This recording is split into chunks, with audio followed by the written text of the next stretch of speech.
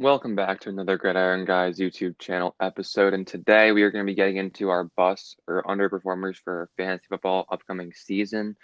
And similar to our sleeper video or undervalued video, we have all positions. We have one QB, two running backs, and a few receivers coupled with one tight end.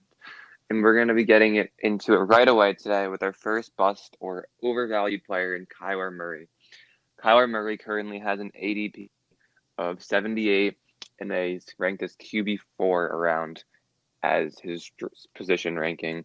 And I just think personally that this is way too high.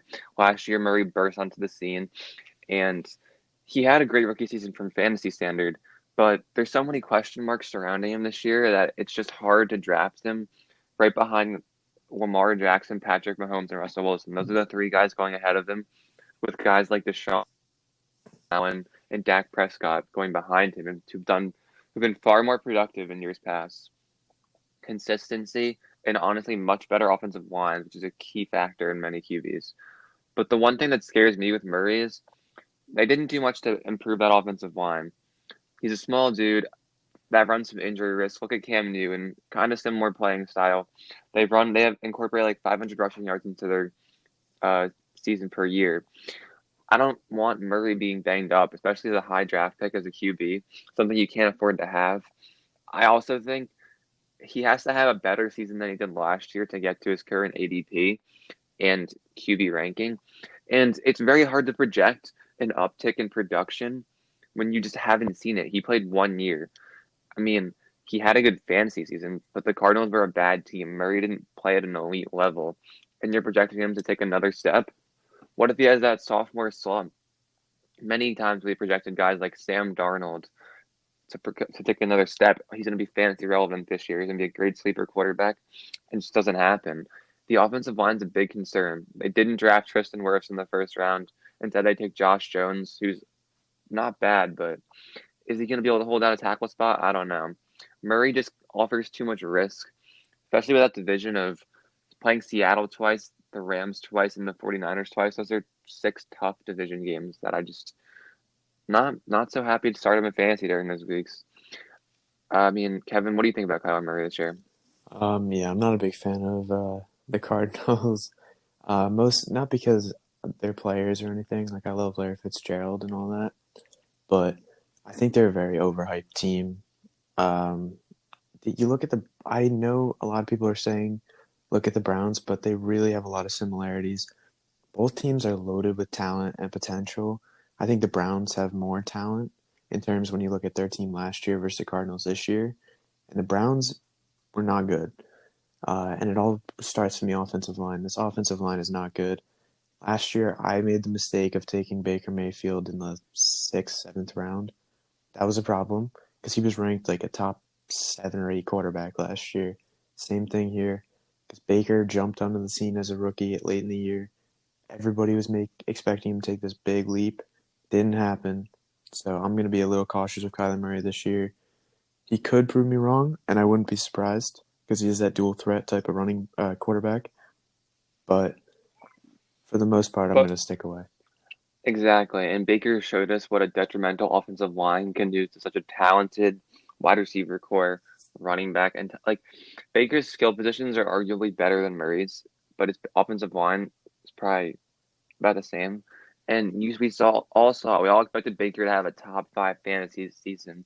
Odell and Jarvis Landry to go off, just have a elite offense, and it just didn't happen. And I think the Cardinals, that's definitely a possibility. And I think people are just assuming he's gonna be Russell Wilson. You're gonna pick him. He's gonna be plug and play every single week. Never have to worry about it. But it's not the case. Russell Wilson's been doing that for 7 or 8 years. Kyler's been doing it for one. I just think there's a lot of risk with Kyler Murray, and it's a guy I'm trying to avoid at the top of fantasy drafts.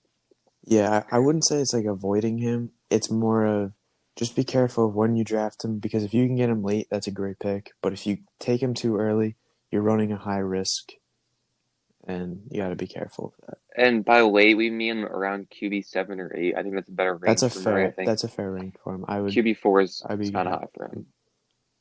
But now we are going to be talking about another Arizona teammate, Kenyan Drake. Kenyan Drake also burst onto the scene last year, having some of his best career efficiency, some great, great games. But currently, he is slotted as an RB1, ranked RB8, and his ADP is 15, so a high second round pick. And this is kind of shocking. When I first looked at the rankings, I had to double check another website to make sure this is correct. Kenyan Drake is a guy who's never ran for more than 817 yards in a total in one season. Never more than 817 yards. It's around 60, 50 a game. He's never seen the ball 200 plus times. He's never on a bell cow load. And last year, not to mention, he scored, I believe, 8 touchdowns and started 10 games. That put him on pace for 12.8 touchdowns for the year, which is an aggressive number to project in total. And that's just the thing we're trying to say is he's never gotten the workload, and his touchdown efficiency was extremely high last year. He still wasn't that elite of a fantasy running back. He'd have to replicate his touchdowns, get 13 this year, and see an uptick in production. I mean, volume, and then uptick in production. He'd have to be an at least 1,000-yard rusher. He's never even seen 850. I mean, there's also Chase Edmonds, who's might cut into his workload, who was running really well for the Cardinals in specific games last year. And it's not a good offensive line. And on top of all of that, they're a pass-first team. There's just a lot of reasons to doubt Murray. And there's other great options at the top of the second round.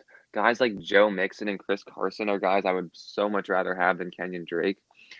And I think Drake could have a phenomenal season, and he could outperform his ADP even possibly. But there's so many risks, and the biggest risk is he's never ran for even 1,000 yards in a season. And I don't know how you expect your RB1 to run for 1,000 plus yards and get like 250, 300 touches if he's never seen 200 carries. It's just it's just way too much risk. Same thing with Kyler Murray. It's not a bad player. I just think the hype's on the Cardinals right now, and the team as a whole in fantasy is just being greatly overvalued. Kevin, if you were going to slot Kenyan Drake, I mean more so, where would you be happy as Kenyan Drake? Your RB1, a low end RB1, high end RB2. Where would you like to see him ranked? Honestly, he's one of those guys that I really couldn't tell you because last year I really noticed that the Cardinals went away from a number one running back and they went to kind of a combo backfield, kind of like a Patriots type of a backfield, which a lot of teams are doing nowadays. So I'm not touching Kenyon Drake as an RB1. That's just me.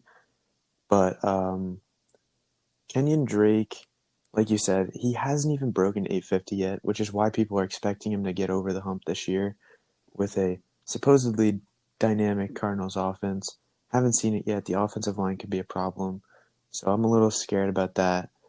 But I'm going to take Kenyon Drake probably towards a RB2 to a flex.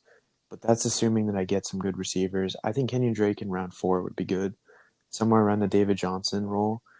David Johnson like section. Because Kenyon Drake is going to be splitting a lot of touches with Chase Edmonds. They love both of those guys. And remember the name Eno Benjamin. I think he's going to take a lot of carries rookie year. And I think he's going to wind up becoming the starter, if not next year, the year after that. I think he's going to be a really good player. They got to steal him round 7 of the draft. I think he's going to be Yeah, really good. I'm kind of the same with you. I don't want Drake as my RB1. As a low end to mid tier RB2, I'm okay with it because he offers elite upside on a weekly basis. Exactly. But I think RB1 for him is outlandish. No, I'm not touching him in the second round. I It's think just too much risk. he's a good RB2 if he manages to slip to like round 4 and you're able to grab 2 good receivers and a solid RB1. Yeah, I would agree I with that. think Or that's even like under a round three. or I even yeah, think even under round an 3 isn't ADP bad. of late 20s to 30s is where he should be, not 15. Not 15 is kind of 15 crazy. because that he's not that that high of a He's never done player. it before. That's why we're Exactly. skeptical. Yeah.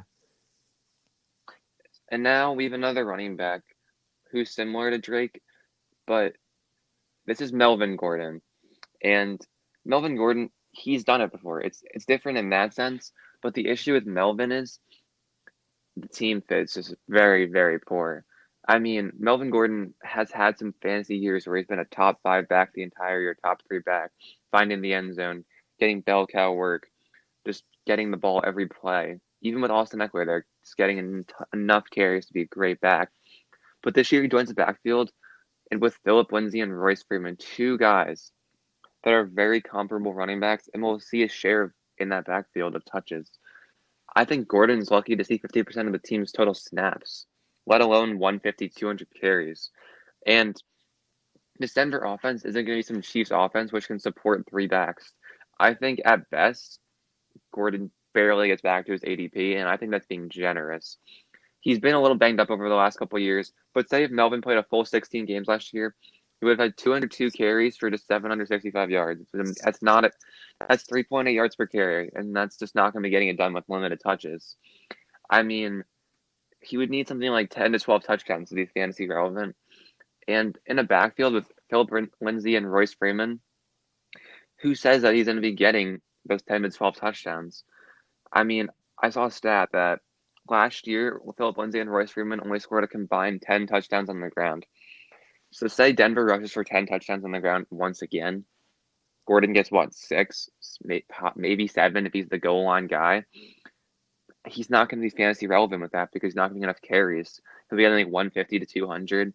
And he's never been an efficient runner. I'm pretty sure his average yards per carry for his career is four yards per carry for his career, which is sub the NFL average. It's just a guy who's a touchdown dependent back.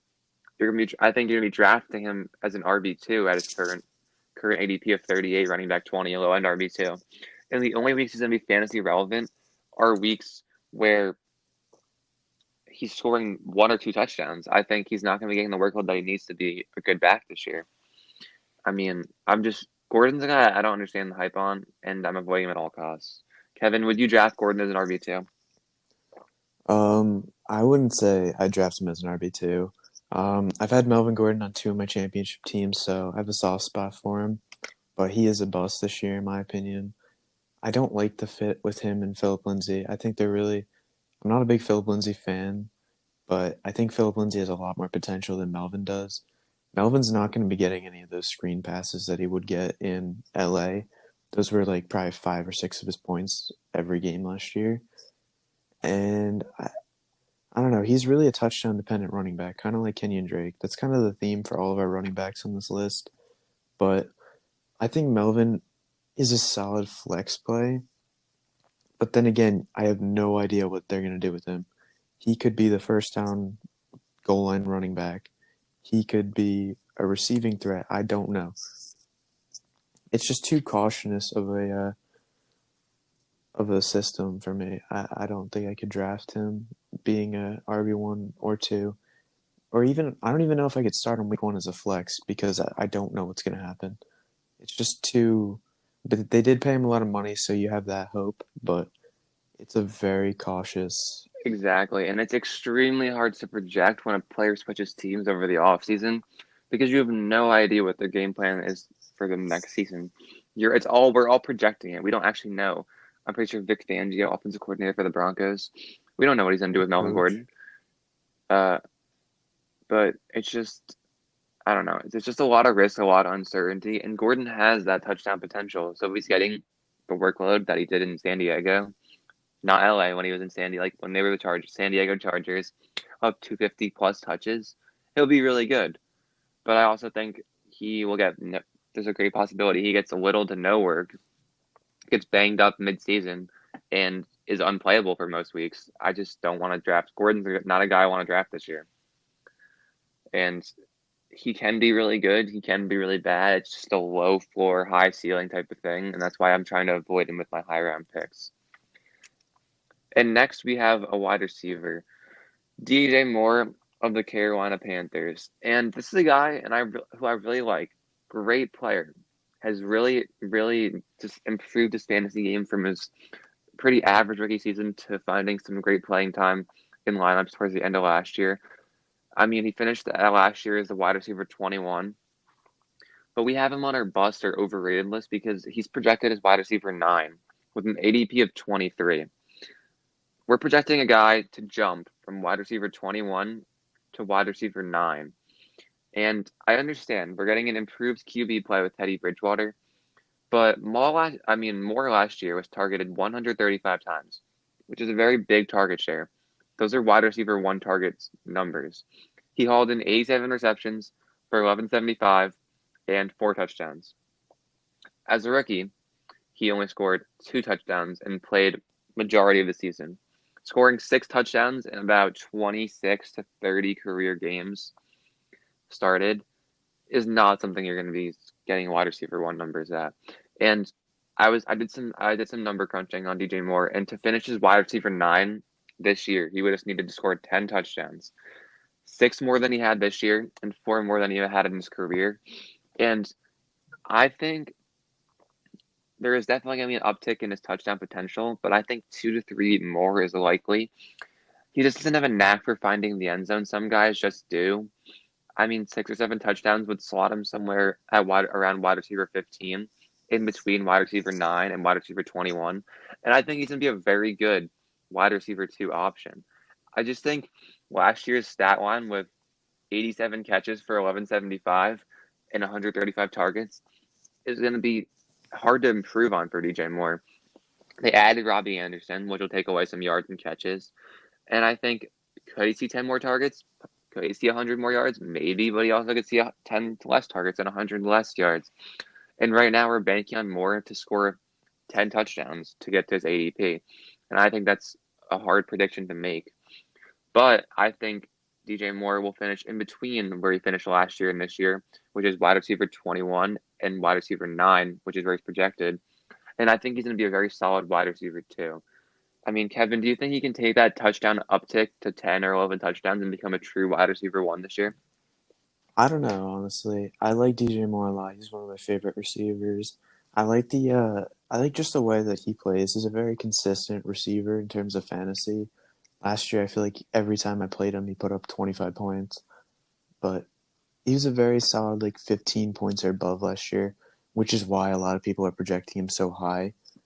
But like you said, they got Robbie Anderson. It's a crowded target share in Carolina. They got an improved quarterback. But the fact that he put up a lot of good numbers with Kyle Allen is really promising, which is why they're expecting him to take such a big leap this year. But Teddy Bridgewater scares me in the way that I don't think he's really the future. And I just don't know how he's going to hold up with this team. It's another cautious, like, scheme fit, uh, like Melvin Gordon. I just don't know what's going to happen with Teddy in Carolina, which makes this pick hard for me. I think what you said was very accurate, though. I think he'll wind up somewhere in, like, the 15-ish range, which is not a bust by any means. It's just he's a little too high for our liking. But DJ Moore, I don't think he's really going to put up a whole lot of touchdowns. If anything, he's going to put up a lot of yards and stuff. But he's got Christian McCaffrey, Curtis Samuel, Robbie Anderson. There's just a lot of guys there. Too much targets. There are too many targets to go around, which scares me a lot. So, Exactly. And you always want to find consistency when you're drafting. And this Carolina Panthers team's had a lot of turnover with Matt Rule starting mm-hmm. to rehaul a roster, new QB. You just don't know what's going to happen. They But just I, paid I think it's McCaffrey safe to money, say, too. exactly. I think it's safe to say he gets those yards and targets and Mm-hmm. catches, but it's just hard to project the touchdowns. And I think Moore is a very safe player. We're not trying to call him a bust. We're just trying to say he's a bit overvalued as current ADP and wide receiver ranking. But I am very happy with DJ Moore as my wide receiver too. That's I'm a very thrilled if I solid can wide get him as receiver a wide too. receiver, too. I just don't. Because he's not. Honestly, even as a wide receiver one, he's not bad. It's just if you take him too high. Like, if you can get him as a wide receiver one in round 3, that's fine. Because if you get Yeah, 2 good running backs to complement that, I think that's a exactly. win in my books. Exactly. That's what we're trying to say. There's value and there's ADP. If you can get him a good value and or a good ADP, that's where you want to draft him. And I think he's a good player. It's just hard to project him being a wide receiver one drafted in the second round. It's just that's what we're saying. Now we have another receiver in T.Y. Hilton, a guy who's been around, done it all, been with so many quarterbacks. But I think this might be the year that T.Y. Hilton finally falls off, kind of, and that's for a few reasons. First, we have a new QB in Philip Rivers, and I know he is considered an upgrade over Jacoby Brissett, but we really just don't know with Philip Rivers. We have no idea what's going to happen this year. It could be a change for the better or a change for the worse. Then we have the additions of Michael Pittman and Jonathan Taylor to a Colts offense that T.Y. Hilton has really never had to see any competition in targets or at least the ball for. And I always thought T.Y. Hilton was a big target guy. Like, you never have to worry about him getting targets. But last year, I looked at a 16 game pace. for targets, and it would have been 109, just 6.8 a game, in a team that had very few other options to throw the ball or run the ball to. The Colts offense was pretty abysmal last year. And not to mention, I think Hilton's missed 8 games over the last 2 years. He's been banged up of late. He has a lower target share, and there's an influx of young talent in the skill positions, which I think all lead to Hilton's time slowly deteriorating in Indianapolis. And currently being drafted as a wide receiver 22, which is a low end wide receiver too. I think Hilton doesn't offer any elite upside with his with him never scoring more than 7 touchdowns in a season. And I think he has the first time in his career where a guy may take over the wide receiver one role in Indianapolis and Michael Pittman. He's going to be able to score touchdowns, Pittman. He has fresh legs. Hilton's been banged up all over his career. And I think Philip Rivers is like big receivers. You look at the Chargers, Mike Williams, Keenan Allen love throwing that jump ball, back shoulder, all that. I'm just worried about Hilton just falling off this year. The target share is very low for a wide receiver too, just 109. There's no touchdown potential. It's gonna be a shaky passing offense. This is a guy who I sadly am calling a bust, and I just will not be taking him in any of my leagues. I think there's too many risks and factors that you can't control with Hilton, and he doesn't offer any elite upside. I think there's no chance he finishes the wide receiver one this year, top 12 wide receiver. I mean, Kevin, where would you be happy with Hilton as a flex, maybe? Nah, I think I don't know. The What the Colts are doing is very reminiscent of the Chargers. That's why they weren't hesitant to throw Philip Rivers 25 mil. Philip Rivers is coming in to basically the exact same offense with just new names. T.Y. Hilton's going to look to resemble Keenan Allen type of role. Michael Pittman's going to take on a Mike Williams type of role. And they have guys like Zach Pascal and Paris Campbell to take on the speedster role, which is very prominent in a Chargers Colts type of offense. They also have two running backs like Melvin and Eckler, where not really the same type of builds, but still a nice dual threat complementary running back combination. Um, but adding a good offensive line is going to help. So I'm really not sure how Philip Rivers is going to connect with Ty. But like you said, I think Michael Pittman's going to have a great rookie year. So who knows? Maybe this is Ty's last year in Indy for if Michael Pittman really takes off. But Ty's injury concern really kind of puts him on a be careful while drafting him. I think he'll be a solid wide receiver two for some teams. Kind of like if you can get two good running backs, a guy like DJ Moore at a number one, great value if you can get him in like the third, fourth round. But I don't know. Ty is it's questionable because the talent's there. That's not a question. It's just injury history, concern over target share, and just really getting the ball is kind of his problem. So I don't know. Maybe a wide receiver two flex. That'd probably be his best value for me. Yeah, personally, I would take him no more as a flex if I even draft him at all. But that's up for debate among us. Now we have another receiver, very opposite scenario than T.Y. Hilton. We have Terry McLaurin. And Terry is a very interesting player because he was so polarizing for so many. He jumped onto the scene last year, and he was Week that one. that hot wide. He was that hot waiver wire pickup week one. People were like, "Is this guy a fluke? Was it just a one or two big plays?" And it certainly was not one or two big plays. Terry had some incredible games last year, not only from a fantasy standpoint, but you could tell this dude can ball out. He was He's good. no issue being the only wide receiver on that team who could do anything. He made plays all over the field, but sadly Terry is a Redskin. I'm sorry to all you Redskin fans out out in the world, but that's gonna kill him this year. Playing with Dwayne Haskins last year, his splits between Dwayne Haskins and Case Keenum are night and day. Let's get into that. With Haskins last year, Terry averaged 47.3 yards per game and 0.16 touchdowns per game. With Case Keenum, Terry averaged an uptick to 60 yards per game and zero point 0.7 touchdowns. Taking those on a per 16 game basis, Terry would have finished with 757 yards and 2.5 touchdowns with Dwayne Haskins, finishing at wide receiver 51. And with Keenum, 960 yards and 11 touchdowns, wide receiver 11. So Terry with Keenum would have been a wide receiver one, and Terry with Haskins would have been basically the last wide receiver on your bench. And that stat there alone makes me skeptical to draft Terry whatsoever. I mean, his ADP is 48, wide receiver 23. I think that's very high. But it's this Terry's fantasy value and what he does this year all comes down to Dwayne Haskins' development. Last year, he just played very poorly. And we don't really know what he has because he hasn't shown us much since he got in late, bad offensive line.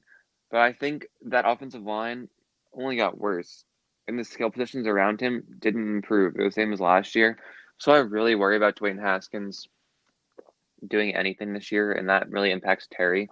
And does that mean Terry's finishing as the wide receiver 51? No. He will definitely outperform that. They will find ways to get him the ball. But I don't think he has any wide receiver one potential, barely wide receiver two potential with Dwayne Haskins. And I think if anything, he's going to be so inconsistent this coming season that's going to be hard to even play him on the correct weeks. I think he'll be fantasy relevant when he scores big. I can't see him catching 100 passes this year, even with no one around him. I just don't see Dwayne Haskins being able to get him the ball on a consistent basis.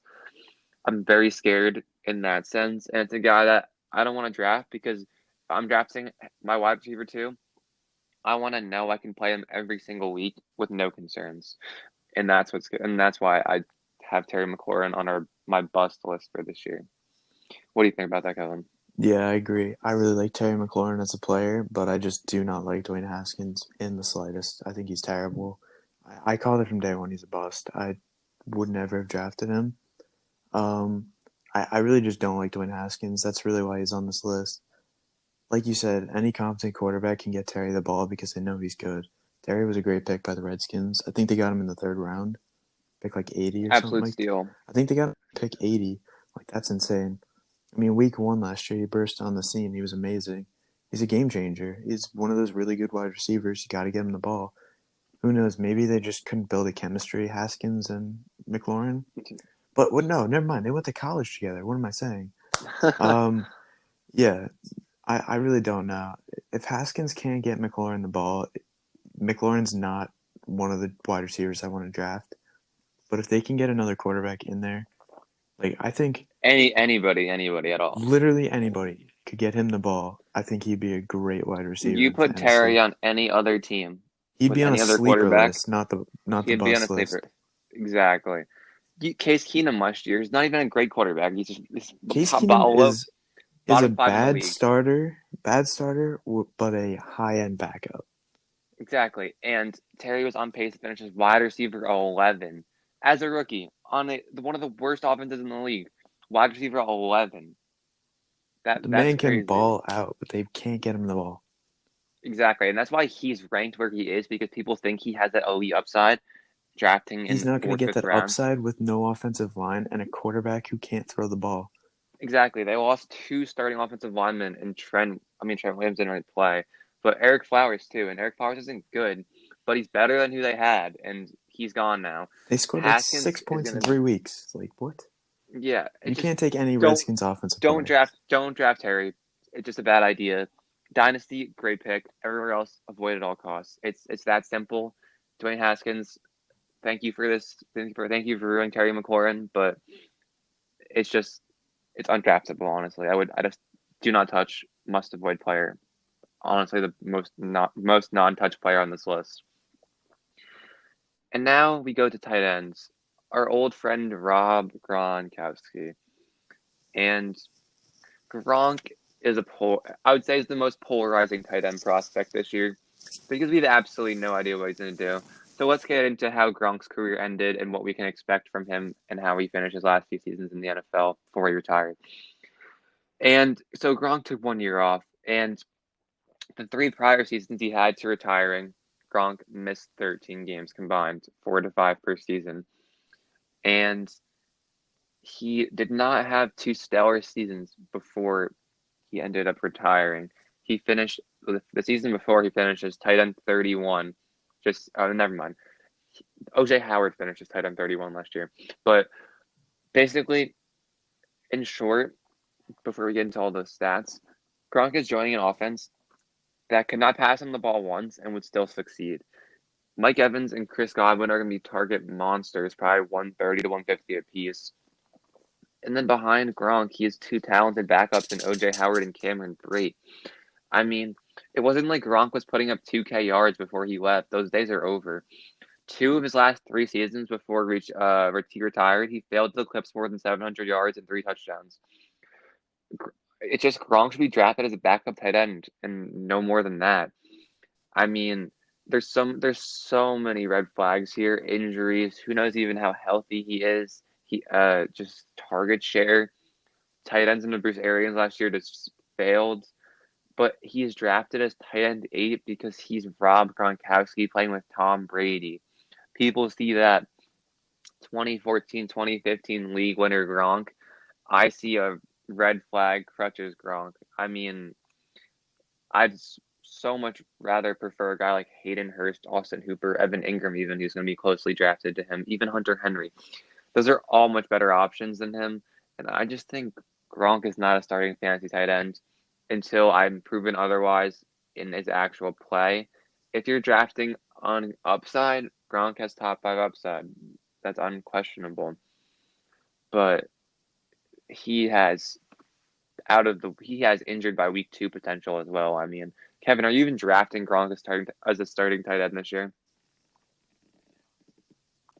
I mean, how I see tight ends is I kind of see my top like 6 or 7, and then from there it's all waiver wire. Like, okay, I'll draft a guy late, and then I'll waiver wire. But Rob Gronkowski is kind of like drafting a name brand when you got the Walmart version that's just as I good. mean, that's I very mean, true. like I think OJ Howard's a much better play than Gronk because I think OJ Howard because in the Patriots systems the second tight end always did really well too. And you got to look at that. Bruce Arians loves his tight ends. OJ Howard is so talented. Gronk, I don't see him lasting a full season. I think he'll probably miss a game or two. But Gronk's also not the same player. He took a year off. He lost a lot of that muscle weight.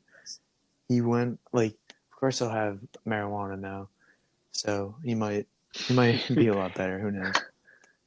But uh, I don't know. Gronk just kind of scares me a little bit because, like I said, you're drafting on name brand. You don't know what he's going to do. He's taking a year off. It's going to take him a little. And who knows? With training camp potentially being shorter, the preseason being shorter, it could be harder for him to get back into things. Maybe you're looking at a second half surge. I Who mean, knows? the only thing I would say Gronk has going for him is he is no longer the focal point of a defense's game plan. Back in the New England days, it would Exactly. be we are stopping Gronkowski, let anybody else beat us. Now it's going to be we are stopping Mike Evans and Chris Godwin. We are going to let Gronk beat us. That's what he has going for him. He's going to be having better It, matchups down the seam. Not going to be having those top safeties coming down like Cam Chancellor back in the day to guard him. I mean, that's what he has going for him. If he gets the targets and he can stay healthy, he will be a very good fantasy tight end. But I don't see him getting the targets and I don't see him staying healthy. So I project him as a very bad fantasy tight end. exactly. And for that reason, he's not going to get the targets. And like you said, Mike Evans and Chris Godwin are going to be the number 1 and 2 in that offense. Gronk's probably going to be number 3, and number 4 is going to be OJ Howard, and I think OJ Howard provides more upside if you're looking for a good tight end for the Buccaneers. I just think if you're going to draft the Buccaneers tight end, because some people are going to draft Brady's weapons, go with Especially since OJ. Bruce Don't go with Arians Gronk. said they're going to be in 12 personnel a lot. I think OJ Howard, despite being horrific last year, warranting a waiver wire drop, I think he has potential. And you're spending basically your last round pick on him, and I think that's a great value. But that's the wrap for our fantasy bust and overrated. And don't get it twisted. These aren't guys that not all these guys really we're not touching him. Like guys like DJ Moore, uh, Kenyan Drake, Kyler Murray, all kind of great fantasy seasons.